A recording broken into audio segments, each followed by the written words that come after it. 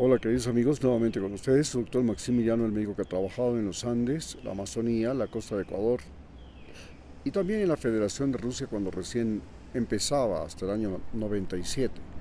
Pero hoy analizaremos acerca de cuál ha sido el impacto de la pandemia en los diferentes países del mundo, en especial en Estados Unidos, en Europa y en América.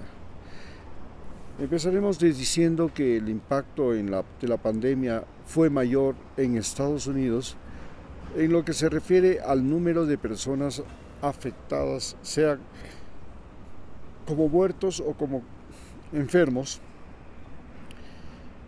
En cambio, en América Latina el impacto fue fundamentalmente un impacto económico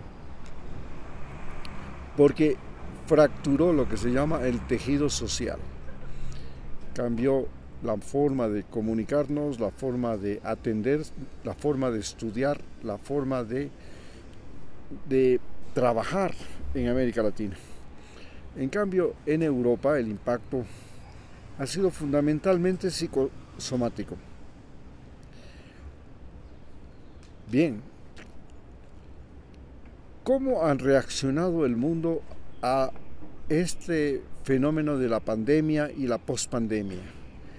En el caso de Estados Unidos, la pandemia, el fenómeno de la pandemia y la pospandemia se ha traducido en la elección de Donald Trump como presidente.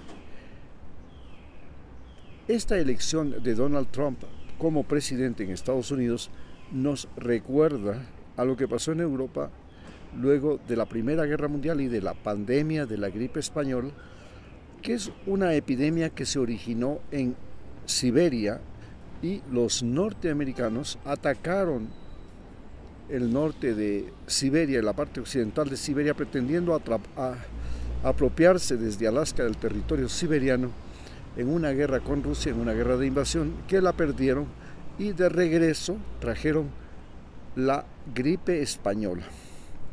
Estos soldados que en 1918 trajeron la gripe española luego fueron a pelear en la guerra en Europa y finalmente llevaron desde América este virus de la gripe española que produjo una gran mortandad en el mundo de casi 100 millones de habitantes, porque la mortandad que produjo en regiones como por ejemplo en la Amazonía no se tiene consideración, no se tiene constancia, no se sabe cuántos millones de indígenas murieron dentro de la selva.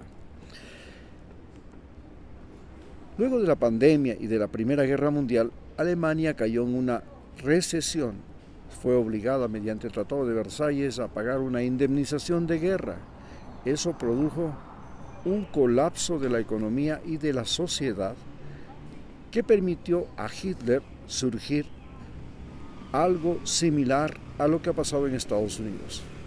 Luego de la pandemia se produce un colapso social, pero este colapso social en Estados Unidos no es de las dimensiones que tuvo en Alemania de la preguerra entre los años 20 y 1938, que comienza la Segunda Guerra Mundial, sino que es diferente. Pero a la secuela, como secuela de esta pandemia, Estados Unidos se convierte en un país de drogadictos. La demanda de cocaína, la demanda de opioides, de anfetamina, de fentanilo, se vuelve incontenible. Estados Unidos entonces ve morir a muchos jóvenes con este problema y culpa a los latinoamericanos del tráfico de drogas, y con eso también logra poner en alto relieve que está sufriendo una invasión por parte de los latinoamericanos, que ya en este momento se estima que son más de 50 millones y que de esos alrededor de 10 millones son ilegales, no tienen documentación y por tanto Donald Trump pretende ahora expulsarlos. En Alemania se culpó de las desgracias de Alemania a los judíos. Más tarde también, primero a los comunistas, luego a los judíos y finalmente hasta los gitanos cayeron. Esta persecución se originó de manera similar a la que Donald Trump ha originado la persecución a los latinoamericanos. En un principio se trataba de sacarles simplemente a los judíos de la infraestructura y los servicios públicos de Alemania. Más tarde pasó a ser un ataque a los comerciantes, negociantes y personas judías de Alemania. Y en tercer lugar, se pensó en el exterminio de ellos. En el caso de América Latina, Donald Trump ha estigmatizado a los latinoamericanos y nos ha considerado a los latinoamericanos, primero en el caso de Puerto Rico, como una basura flotante, según un cómico que él había contratado para el día de su lanzamiento de campaña. En otro día nos acusó ya en el gobierno anterior de ser narcotraficantes, violadores y criminales, y finalmente en el momento actual nos ha acusado de ser básicamente criminales, y con ese pretexto de que somos criminales nos está expulsando masivamente. Pero en un comienzo la idea era expulsar a los latinoamericanos a sus países de origen. Ahora las cosas se están complicando. Ya no quiere solamente expulsar a sus países de origen, pretende reactivar a la base de Guantánamo como un centro de exterminio, más o menos, de latinoamericanos. Algo similar a lo que hizo Hitler, creando los centros como Auschwitz y otros campamentos donde tenían a los judíos en trabajos forzados hasta que se murieran, y eran zonas de exterminio de judíos. Desgraciadamente, países como El Salvador se han prestado, y especialmente el presidente Bukele, que es un neofascista, ¿no? Un neofascista latinoamericano, le ha propuesto a Estados Unidos permitirle el uso de las prisiones de El Salvador para meter ahí a latinoamericanos expulsados de Estados Unidos. No hay problema si fueran salvadoreños expulsados y que hayan sido delincuentes. Bueno, está bien que vayan a pagar sus penas, no en Estados Unidos, sino en El Salvador, algo que nosotros también deberíamos hacer. Todo delincuente norteamericano debe ir a pagar sus penas en Estados Unidos y no aquí. Pero, y todo delincuente narcotraficante que es capturado aquí en Ecuador, no tenemos por qué nosotros tenerlo en la cárcel y ahí alimentarlo, cuidarlo, protegerlo y todo lo demás. No. Narcotraficante, usted llevaba droga a los Estados Unidos, usted se va a los Estados Unidos, allá que Estados Unidos le pague todo, la alimentación, la estadía, la dormida, todo. Bien, pero ¿qué es lo que estamos viviendo entonces en este momento? Estamos viviendo la estigmatización de los latinoamericanos como Hitler lo hizo con los judíos. Y esta estigmatización de los latinoamericanos también va acompañado de declaraciones, al igual que Hitler, de expansión territorial. Recordemos que Hitler inmediatamente después de que llegó al poder, lo primero que hizo es comenzar a apropiarse de territorios como, por ejemplo, la Segunda Guerra Mundial, que empezó por la apropiación de Polonia, pero ya anteriormente había logrado la apropiación de Austria, había logrado la apropiación de algunos otros territorios que estaban en disputa entre Francia y Alemania, y finalmente la expansión territorial se convirtió en objetivo, algo similar a lo que hace Donald Trump, que pretende la expansión territorial y para lo cual avisa que va a querer tomarse por las buenas o por las malas Groenlandia y va a querer tomarse por las buenas o por las malas el canal de Panamá. Pero, igual que Hitler, comenzó a hacer una guerra de terrorismo de Estado, pero en el caso de Alemania era usando bombas, explosivos, demostrando su poderío en las denominadas guerras relámpago, con espectaculares ataques que en 3 días conseguían derrotar ejércitos. Donald Trump utiliza en este caso los aranceles. Decide fijar aranceles y castigar con aranceles a Canadá y a México en primer lugar, algo que es una violación del Tratado de Libre Comercio entre estos 3 países, y lo que significa también que los 3 países tienen que plantearse nuevamente si vale la pena o no continuar con este Tratado de Libre Comercio que está torpedeado por Donald Trump, y que sería prudente o no mantener el tratado con Estados Unidos o simplemente continuarlo entre Canadá y México. Pero no solamente decide torpedear el tratado de libre comercio entre Canadá, Estados Unidos y México, acusando que México no permite el paso de fentanilo, de migrantes, y lo mismo le dice a Canadá, lo cual Canadá lo desmiente. En el caso de la invasión de Groenlandia es simplemente porque dice que si no son ellos, van a ser los rusos o los chinos los que se tomen Groenlandia, y que necesita esas materias primas. Y en el caso del canal de Panamá, acusa de que China es el que se ha apropiado del canal de Panamá y entonces ha violado el acuerdo que había entre Panamá y Estados Unidos de que no permitiría que otra potencia extranjera se apropie de ese canal. Entonces, con estos pretextos viene la guerra. Pero, ¿qué es lo que está sucediendo en estos momentos? En estos momentos, países como Argentina y el presidente Milei, que es acólito, es un seguidor a ciegas de Donald Trump, también decide salirse de la Organización Mundial de la Salud, como lo hace Donald Trump. Y Donald Trump se sale de la Organización Mundial de la Salud a sabiendas de que Estados Unidos es el país más susceptible a epidemias del mundo,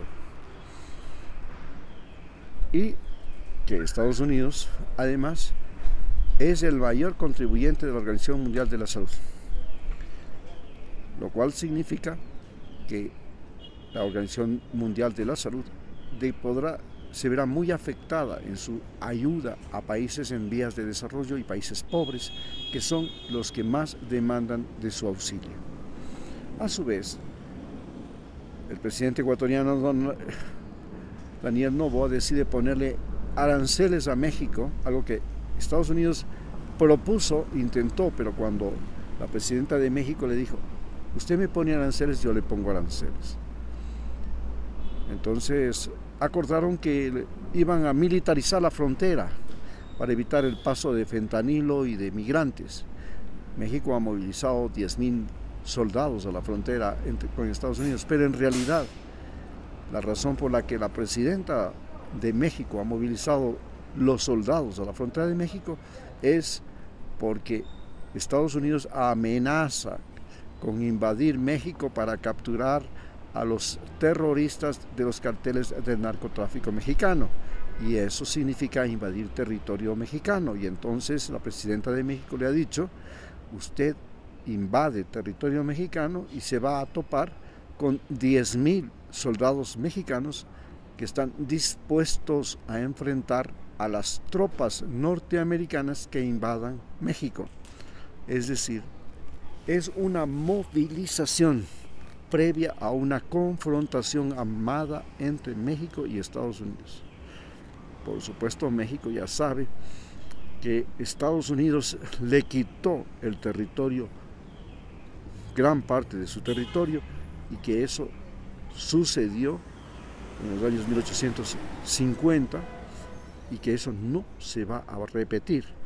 México, si es posible y si se diera una guerra con Estados Unidos, seguramente va a solicitar el apoyo del resto de países latinoamericanos, pero no solamente de ellos, solicitará también apoyo de los que son enemigos de Estados Unidos y tienen capacidad militar de proveerle de armamento, tal como lo ha hecho Ucrania con Rusia. Si Ucrania pide ayuda a Estados Unidos para enfrentar a Rusia, es evidente que México va a pedir ayuda a Rusia para enfrentar a Estados Unidos. Esta es la situación que se vive en la frontera norte. Pero aquí vemos cómo la pandemia ha impactado en América Latina y en Ecuador, creando fundamentalmente una gran ola de desempleo, de crisis económica y de una población que no encuentra forma de subsistir en sus propios países, por lo cual han creado olas migratorias. La secuela más importante de la pandemia ha sido las olas migratorias de América Latina, por el empobrecimiento brusco. Y este empobrecimiento, más que un empobrecimiento real, una pobreza real, es una pobreza comparada. Y se fundamenta en que se supone que con un trabajo los seres humanos van a resolver sus problemas básicos y no básicos, pero sin trabajo no pueden resolver nada. La crisis económica generada por la pandemia significó desempleo y esta ola de desempleo significa olas migratorias. Es así como ha impactado. Pero las olas migratorias también encuentran que el principal producto de exportación más valorado de América Latina es ahora las drogas. ¿Por qué? Porque Estados Unidos, como secuela de la pandemia, se convirtió en un país de drogadictos. Y estos drogadictos están dispuestos a morir por la droga. Y es también que están dispuestos a matar por droga. Esta crisis que está viviendo Estados Unidos se ha traducido en una crisis de violencia estudiantil, donde los estudiantes van a matar en escuelas. Y los estudiantes se convierten en los individuos más peligrosos de la sociedad norteamericana, a tal punto que un estudiante se escapa de matarle a Donald Trump, el candidato a la presidencia de Estados Unidos. En el caso de Europa, la situación parece que es también similar a la de los Estados Unidos. Los más afectados han sido realmente los jóvenes. Hay una revolución de las comunicaciones generada por la Internet, y esta revolución de las comunicaciones ha generado una revolución o un gran cambio en las relaciones educativas, en las relaciones familiares, en las relaciones sociales. Y en el caso de Europa, por ejemplo, vemos que en Suecia en esta semana hay una persona que ha ido a disparar dentro de un centro estudiantil, de un lugar donde estaban estudiando adultos, con un serio concepto de racismo que se ha radicalizado en Europa. El racismo, al igual que en Estados Unidos, comienza a tener los mismos espectros, las mismas apariencias que el racismo de Hitler en la preguerra mundial. Nuevamente, la extrema derecha y el racismo comienzan a apropiarse de Europa luego de una pandemia y comienzan a generar los mismos efectos que tuvieron antes de la Segunda Guerra Mundial. Esto ya predispone a Europa a una guerra que ya ha empezado con la guerra de Ucrania contra Rusia y que de seguro va a continuar de manera solapada o violenta, rápida, propagándose por toda Europa. Diferente la guerra que estamos viviendo en Ucrania, donde lo más importante no es tanto matar seres humanos como era en la Segunda Guerra Mundial, sino más bien lo que ya en la Segunda Guerra Mundial se volvió importante: destruir ciudades, pero sobre todo la destrucción de la infraestructura de servicios, básicamente las fuentes de agua, las fuentes de energía, la vialidad, tratar de fracturar la conexión que existe entre los seres humanos de esos países. Y eso es el objetivo de esta guerra de Ucrania con Rusia, que es la secuela más importante que ha dejado la pandemia en Europa. Muchas gracias.